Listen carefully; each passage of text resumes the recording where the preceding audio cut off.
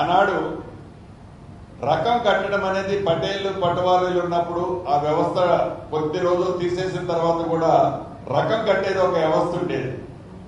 అదే రకంగా ఈ రకం కట్టడం వలన ఆనాటిలాగా ఎకరానికి 3 డిజిట్లో 100 రూపాయలు 200 రూపాయలు కాకుండా నామినల్ కాస్ట్ పెట్టి ఈ నామినల్ కాస్ట్ రకం రిసీవ్డ్ కనుక ఇచ్చినట్లయితే ఆ భూమికి సంబంధించింది ఒక భద్రత ఆ భూమిలో ఉన్న వాళ్ళకి ఒకటి కలుగుతుంది. దానివల్ల ఈ భూమి 1/17 ఎస్పెషల్లీ 1/17 లేని ప్రాంతాల్లో ప్రాబ్లంలు కొన్ని సాల్వ్ అవుతాయి. 1/17 ప్రాంతంలో కూడా ఎస్పెషల్లీ ఇప్పుడు వాళ్ళకి అసలు కొన్ని ప్రాంతాలు అనేది ఏ ఆధారమూ లేదు, ఏ కాగితమూ లేదు. ఏ కాగితం లేకని కారణంగా అసలు ఈ భూమి నాదేనా నాది కాదా అని ఆ భూమి ఆసామి ఉలిక్కిపడి లెగిస్తే తనకొచ్చే ధర్మ సందేహంలో నిజం కూడా లేకపోలేదు. అటువంటి సంబంధించింది సాల్వ్ చేయడానికి అదొక మనం అఫీషియల్గానే చేయాలి, వెరీ నామినల్ ఛార్జ్తో అనేది ఒక కాన్సెప్ట్. కొన్ని స్టేట్లలో దీని మీద స్పెషల్గా స్టేట్ గవర్నమెంట్లు కొన్ని పాలసీలు తీసుకొచ్చాయి. దానికి సంబంధించింది ఇప్పుడు ఇది 2 వెళ్ళి దాన్ని బయటికి రిలీజ్ చేయడం అనేది, దాన్ని ఒక కంక్లూజన్ వచ్చిన తర్వాత ఈ కమిటీ క్షుణ్ణంగా పరిశీలించిన తర్వాత దానికి సంబంధించింది కూడా విచ్ ఈజ్ బెటర్ అసెంబ్లీలో అవసరమైతే దీని మీద చర్చ పెట్టి దాన్ని అడాప్ట్ చేయాలన్నది కూడా వ్యక్తిగతంగా ప్రభుత్వ పక్షాన్ని కూడా నేను చెప్పదలుచుకున్నాను.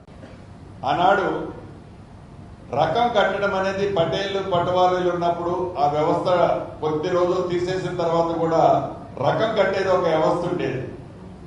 అదే రకంగా ఈ రకం కట్టడం వలన ఆనాటిలాగా ఎకరానికి 3 డిజిట్లో 100 రూపాయలు 200 రూపాయలు కాకుండా నామినల్ కాస్ట్ పెట్టి ఈ నామినల్ కాస్ట్ రకం రిసీవ్డ్ కనుక ఇచ్చినట్లయితే ఆ భూమికి సంబంధించింది ఒక భద్రత ఆ భూమిలో ఉన్న వాళ్ళకి ఒకటి కలుగుతుంది.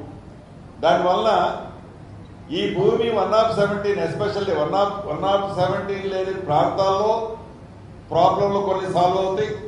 1/17 ప్రాంతంలో కూడా ఎస్పెషల్లీ ఇప్పుడు వాళ్ళకి అసలు కొన్ని ప్రాంతాలు అనేది ఏ ఆధారమూ లేదు, ఏ కాగితమూ లేదు. ఏ కాగితం లేకని కారణంగా అసలు ఈ భూమి నాదేనా నాది కాదా అని ఆ భూమి ఆసామి ఉలిక్కిపడి లెగిస్తే తనకొచ్చే ధర్మ సందేహంలో నిజం కూడా లేకపోలేదు.